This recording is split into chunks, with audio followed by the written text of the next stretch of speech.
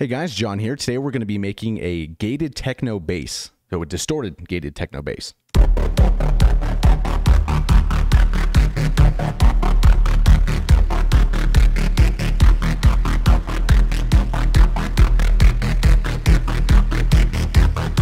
And this does have automation. If you notice this knob moving here in the timeline, I kind of have moved it according to the rhythm of the song as well. So if we turn off our drums here and let's turn off this frequency cutoff here so when there's no automation, it would sound kind of like this.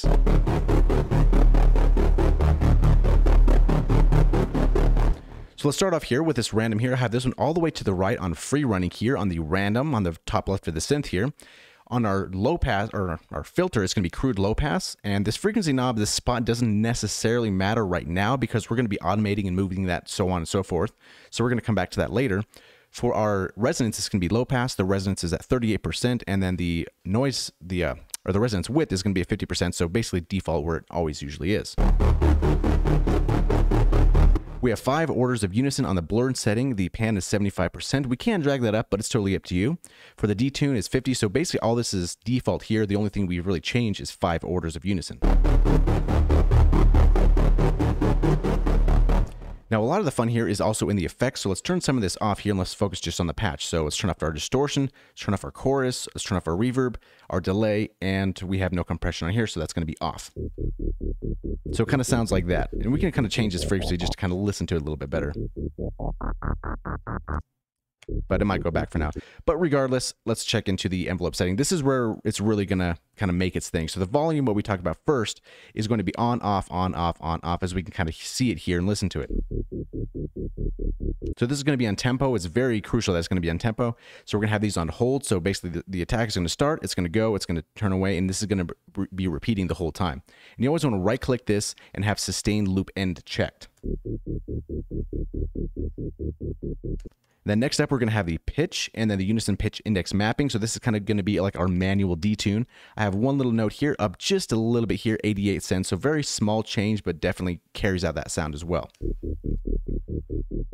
Now moving on to the effects here, let's turn on our distortion here, and we had it at rubber. So let's click this first one here. The amount's going to be 78%, so quite a lot. No change on the asim. The wet's going to be 50%, and then the filter is going to be 32,000, so kind of irrelevant here. And yeah, because we kind of wanted that top end sizzle, so we don't really need to filter this. Next up, we're going to be using some chorus at 2, and the settings are the depth 50%, the speed 75%, the delay 6%, spread 100%, the crisscross minus 25%, and then the mix 50%.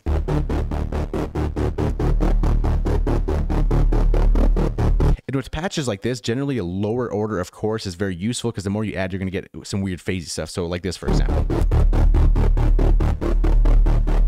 It's not going to really have that low end definedness. So 2 is more than enough. Next up, we have our delay. So let's turn this on. It's going to be on the normal setting here. Input volume 50%.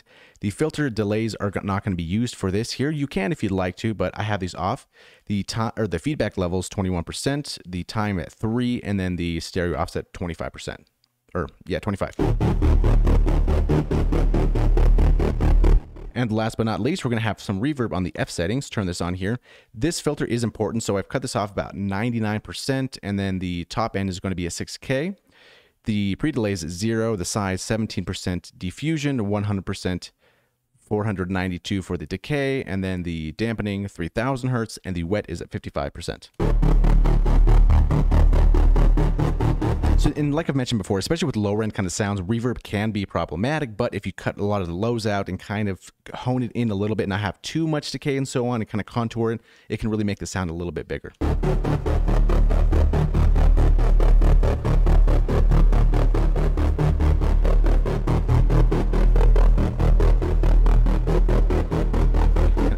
And then a lot of this comes in with the automation here. So I've right-clicked this knob here, and I've created an automation clip, which I would highly suggest you do as well, and kind of move that to the rhythm. So turning this on, it's going to start to sound like this. And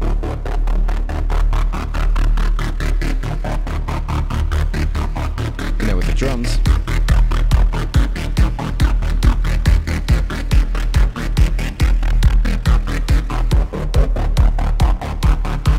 And if you really like that kind of acidy type of sound, you can really increase this resonance knob to get a little bit more of that effect there.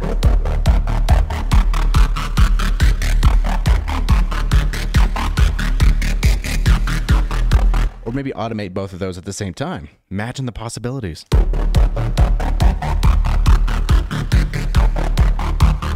And I've also very specifically told you in this description here to play with the cutoffs, to play with this knob. I'm sure hopefully you're good at playing with your knobs by this point. So with that being said, here's the patch again.